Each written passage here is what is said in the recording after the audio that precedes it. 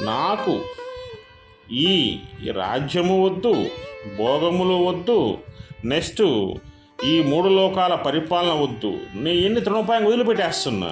ఎందుకు వదిలిపెడుతున్నాను అంటే, నేను యుద్ధం చేయలేక కాదు బావా, గుర్తుపెట్టుకో, నేను యుద్ధం చేయలేక కాదు, విజయం సాధించలేక కాదు, కానీ నేను ఎవరితో అయితే విద్య నేర్చుకున్నానో, నేను ఎవరి పక్కన కూర్చొని విద్యను అభ్యసించానో, నన్ను చిన్నప్పటి నుంచి ఎవరు పెంచి పెద్దవాళ్ళు చేశారో వాళ్ళందరినీ చంపమంటున్నావు.